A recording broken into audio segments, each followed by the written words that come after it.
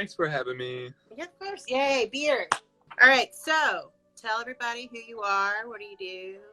I am Zach from the Storm Garage, and on my channel, what I kind of do, I focus on YouTube, but I also have meme pages on Instagram and Facebook. So I make Miata memes and automotive memes and stuff like that. But I also do car videos, like mostly about my Miata, but a lot of car-related content in general on my channel. I'm doing a build for a 91 Miata that I'm nicknaming the Joker Miata. Just went ahead and got my first thing painted, or got the first time I went through and painted a car with my friend. So that was a big journey. We got the whole series uploaded on YouTube of all the process it takes to paint everything and stuff like that. So. And then the rice are nice. The rice are nice videos, yes. A lot of people like the rice are nice. Currently, they're just Miata rice are nice videos, but there will be more, actual rice are nice videos of other vehicles other than just Miatas. Awesome. Yeah, mine definitely. My stock Ford Explorer. Heck yeah, there you go. Yeah, it's like leaking turbos. I just got a big old crack in the windshield, and I'm like, yeah, I gotta love that. So, what got you started into performance and modification and that kind of thing, that aspect of? Well, I would have to say probably the old Need for Speed Most Wanted, like the 2005 one that came out like on the, I first played it on the GameCube, and from there on out, I found Fast and the Furious and all the, all the good old movies that kind of gets everybody introductory into everything performance. Obviously, it started way back as a kid with Hot Wheels. That was my very first introduction. And then the Hot Wheels TV series that came out called Hot Wheels Highway 35 and Acceleracers and stuff like that. And it really, drove me towards wanting to modify my own car. I originally wanted to, when I was really young, wanted to start up my own paint shop and, actually just do decals and designs for cars, because I love drawing and doing art stuff like that. I haven't drawn or done anything artsy in probably a solid 10 years. So it's been a while for that. But yeah, like I said, it started with that. My first vehicle was a 93 Dodge Dakota, and whatever I could put on it, like a glass pack and intake and everything I could to modify it, I just did, just because it was something to do. And then I started learning more and more and more about cars, and got into cars and bought a bunch of terrible, junky, crappy cars that kept breaking over and over and over again. You got your shit boxes. Oh yeah, always. Yeah. Now, so is your Miata your favorite one you've done, do you think? It's a close tie with the car I had before this. Was a 2000 Honda S2000 in a Spa yellow with only 80,000 miles on it. What? But it was I wanted something to use for the track, and that car was just way too nice to actually use for the track. So I ended up selling it, and I was like, okay, what can I buy that's like an S2000 but way cheaper? And at that time it was a Miata, so I sold my S2000 for like 14 grand, something like that, and then I bought my Miata for $1,500. so it was definitely a price jump there in value. Now Miatas are worth a ridiculous amount as of this last year. But yeah, it was definitely, I wanted something that was still a rear-wheel drive convertible platform that was relatively reliable, and I found out that Miatas were super reliable, so that's what I went with. Now, do you think Miatas are going up in price just because of their popularity, the growing popularity of them, or what do you think?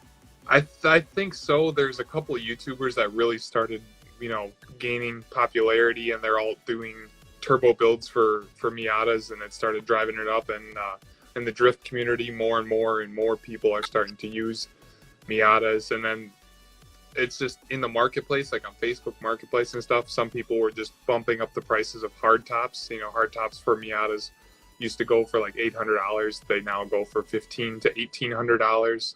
And so people just kept bumping the prices of the hard tops up, and then it translated into the cars somehow. And then everybody else hopped aboard those prices, and it just the people posting them at really high prices, and then there was none for sale. The other people that kept posting them kept matching those prices, and then it just flooded the market with overpriced Miatas. Overpriced. Yeah. Yeah. So when did you start Storm Garage? February of this year, I think, something like that. Oh, really? So 2020. So it was February of 2020. I've been kind of slacking a little bit the past month here. It's a little bit of motivation loss for YouTube for a little bit, but I'm trying to push to get back into it now. I've been, after I got the car built, because surprise, the Miata's actually up and running on my channel. I don't have a video of it actually finished and running yet. Yeah. And that's going to be, the next video coming up after the podcast that comes out this Wednesday. I'm going to try and get that video out. Shout out this Wednesday. Go. Woo woo. Subscribe so you can check it out. But yeah, I just, after I got the car running, it was just such a blast because that was the first time I had driven the car. The car's been down since October of last year. Oh my God. I didn't drive it since October of last year. And so when I got the car running, I was just like, I just want to drive it. And so I wasn't doing so much. I was still recording, and I still have stuff recorded that I have to edit, but I really wasn't editing and putting anything online because I was just driving and enjoying the car for what it was. And taking a break and just like, let me just enjoy my baby now that it's back. Exactly. And it is a blast. Yeah. Now, why did you start Storm Garage? I used to do a gaming YouTube channel called Z-Storm Games back in the day, and I liked making content to put out there for other people. But the game for that, kind of died off, that I was doing mainly on there. Kind of stopped with YouTube for a while. I love being in front of a camera. I love, doing comedy stuff, acting, just hanging out with friends. And I love filming it all and just putting it out online, just kind of as a complex of, if I die or something happens to me type of thing. It's out there online for, everybody to see, for my relatives to see, for, anybody who wants to see what I did with something, I see leaving a little legacy. Yeah, I see tons of people who build really awesome, crazy cool cars and do great things, but you don't know how they got there and what they did for it. So I was trying to document as much of that as I could along the way, as well as make tutorials for things I struggled with my Miata that I know other people are also going to struggle with. So I can try and, show everybody else how to do those particular things. Yeah. So what started the Rice or Nice? Those are hilarious. So back in the day, there was a channel called Muscle versus Tuner. There still is. And they used to do Rice or Nice videos. That's kind of like where Rice or Nice on YouTube started, was with them, kind of judging different cars that people sent in. And so I was like, well, I saw there's some other people on YouTube doing it, but I was like, well, I guess I'm working around Miatas. Let's just try it. I started at first with that one Rice or Nice I was with Dani that wasn't a Miata one. We tried that and got some positive feedback. And so we just tried just a dedicated Miata one. Mm-hmm. And people absolutely loved that because most of the people watching were, Miata related people. Yeah. And so many people just loved submitting them and watching the videos, and it had really good viewer retention. So we just continued doing those.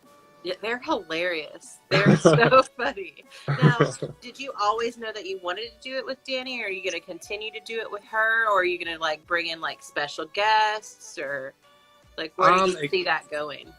It kind of took off as I know she's always wanted to do YouTube and stuff with YouTube, and so I kind of wanted to bring her into the whole situation of I'm making videos, why not have her with it? And so we tried it with with the first Rice or Nice video, and people loved having Dani in there as well, and I liked making the video with her. So I was like, okay, let's go ahead and do it. And after going to Miatas at the Gap last year, and her love for Miatas as well, so she really enjoys sitting down and doing those sit in front of camera, the Rice or Nice, the unboxing videos, the things like that.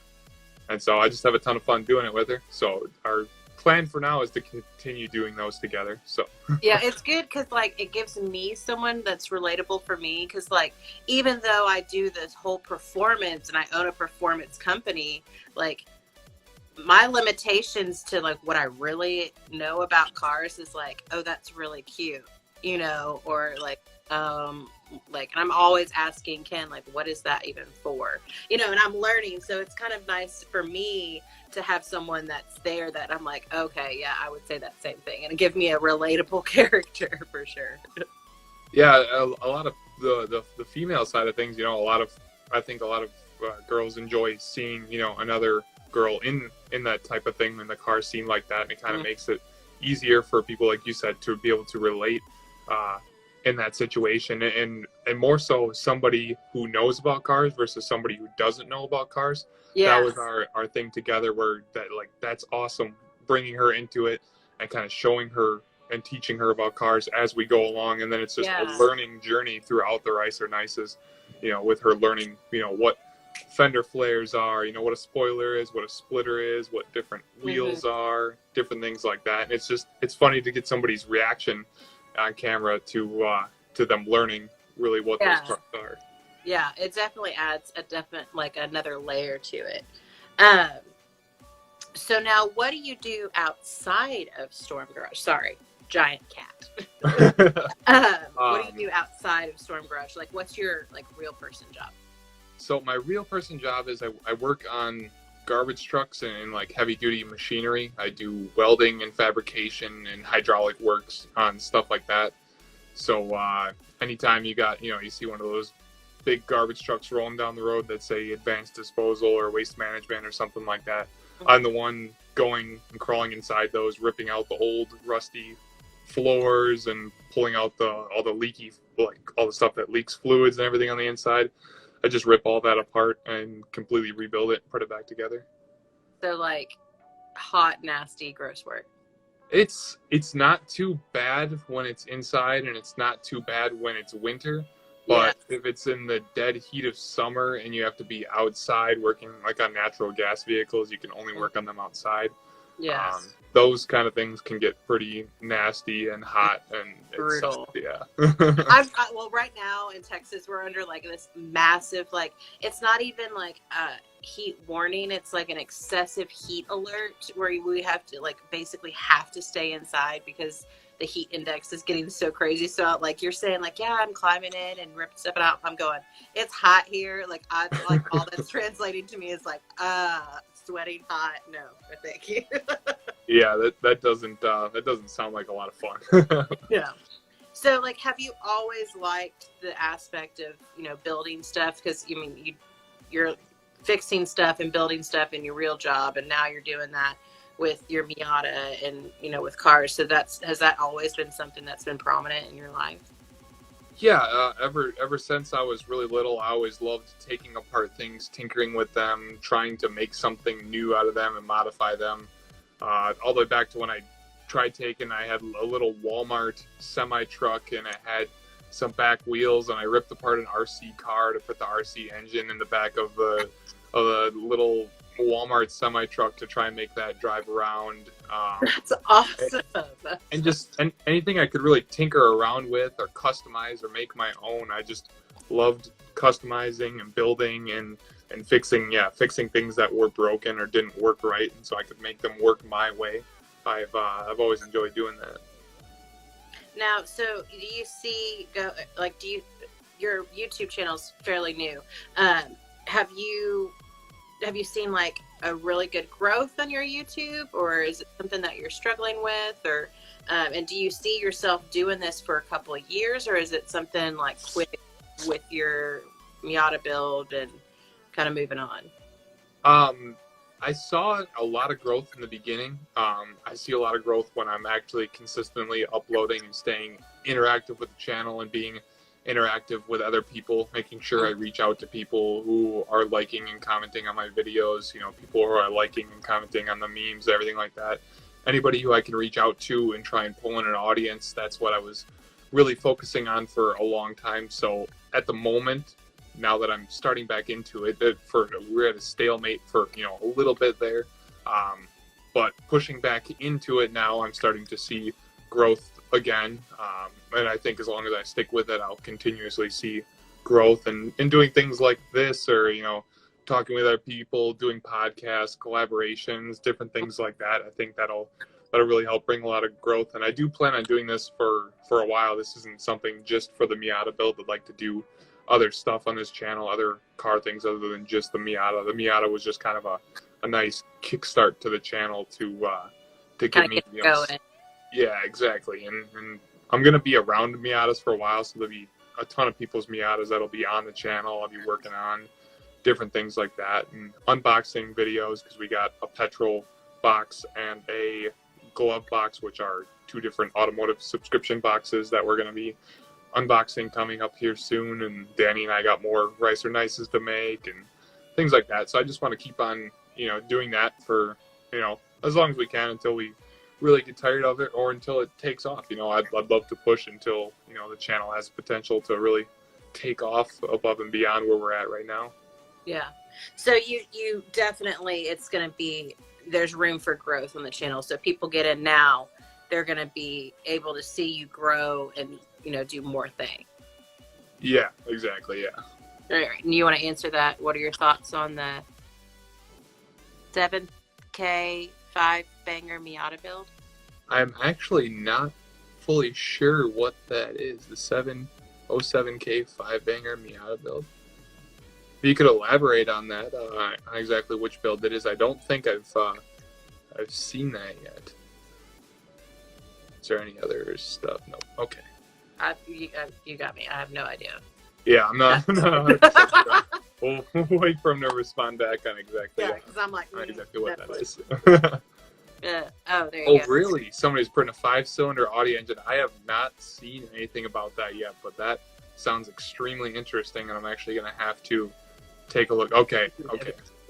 I'm going to have to take a look at that after this. I did not know about that. I know somebody's putting there's a Toyota Limousine, a V12 Toyota Limousine engine that they are putting in a Miata, and I've been following that guy for a little bit. So that's going to be really interesting to see what that guy's doing with that. Oh, who's going to send it to you? Cool. All right, sweet. Okay, so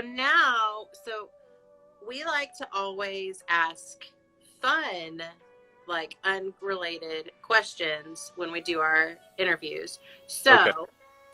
What is your favorite homemade meal? My favorite homemade meal? Probably chicken tacos. Like shredded chicken tacos? Ground chicken tacos. Okay, now is this something that you make, or is it something Mama makes? It's something that Dani and I make together, actually. So really? It's a food that we made it once just to try it when we were being super healthy, and I just turned out that we both absolutely love it, and so that's probably one of my favorite homemade meals that I can make. Now, do y'all put it in like flour tortilla or like hard crispy taco shells? It's dependent. Most of the time we just put them in flour tortillas. Yeah, keep it simple. Yeah. Okay, now if you could go anywhere and you had absolutely no budget, like you've got unlimited funds, where would you go? Tokyo, Japan. Instantly. Hands down. Yeah, hands down. I would go there. I would learn as much as I could of the language and just really, I would try and focus my lifestyle around their culture. I love their culture. I love everything that happens there. If I had limited funds and I couldn't go outside of the country, I would probably go to Tennessee, North Carolina area, because I absolutely love that area after experiencing that area last year, being down there for Miatas at the Gap. I've actually never been to that part of the country at all. So I have I think Tennessee, I'm like, That's kind of how it is. There's a road out there called US 129, which is the Tail of the Dragon. I'm not sure if you've heard of it before. Mm-mm. It's a road that's twisty and windy, and it's 318 turns in 11 miles. And so it takes 11 minutes to get through, and we took our Miatas there, and you just whip this back and forth for a solid hour all the way up the mountains with a ton of other Miatas behind you. And it's an absolute blast. We went ahead and drove from Wisconsin out there, and it was a solid 14-hour drive. We drove our 25-year-old vehicles a solid 14 hours all the way out there hauling a trailer behind my Miata. Oh Filled with, God. yeah, a little trailer filled with, tires and a cooler and our luggage and everything. And it was a wild journey, that's for sure. That's awesome. That sounds like so much fun. I probably would throw up doing that, but to like jump together, I'd be like, whoa. And plus, I don't do heights too. Like, so going up a mountain, I would already be freaking out. So, but it's not too bad. It's not as bad as you would think. You don't really notice it until you're all the way up there, and then you look down. And then you're like, oh, it is really high. Yeah. Okay, and so now, still, you have unlimited funds. Okay. What car would you get? I know, this one's hard. Man, a car, I guess it depends. If I wanted to get a dream car, it would be a 69 Camaro SS in baby blue with white racing stripes. And I probably wouldn't do anything with it. I would just keep the 396 with the 4-speed in it and just drive that. If I have unlimited funds, I don't have to worry about gas money, so I would just drive it every day with that. If I had unlimited funds, I'd probably do some insane wild thing with a Miata or see, that's such a hard question because I'm not really sure. I know. Because I love my Miata, don't get me wrong. Yeah, I'm not exactly sure what I would do. I'd probably get some Japanese K car and do something wild with that. I like the Honda City turbos. Just any like little Japanese nugget, shit box. I love messing with them. Maybe a Suzuki Cappuccino, which is like a Miata, or the Honda Beat, which is also like a little baby front wheel drive Miata, I think. But something interesting with them, or do some crazy wild swap with the Miata. I know it's been done already, but maybe an LBZ Duramax swap into a Miata and put a big old diesel engine in a Miata. That would be awesome. That would be awesome. So you wouldn't go like Ferrari, Lamborghini, Bugatti, anything like that? Maybe an 05 Gallardo, just because the Lamborghini Gallardo, just because of my memories with that car from Need for Speed Most Wanted 2005. But that would be the only exotic I think I would ever really, really want to own. Other than that, no other exotics really intrigue me. Yeah, see, for me, I like the way they look, and I can appreciate them, and I would love to, like, drive one. I mean, I probably would wreck it. Don't get me started. But, like, it's not something that I'm like, oh, yes, I have to have. No, Ken loves the, super sleek, super fast, exotic. See, Alfa Romeo 4C Spider, I tell you. Yeah, see. Mr. Fancy Man. Yeah, he is. I call him bougie.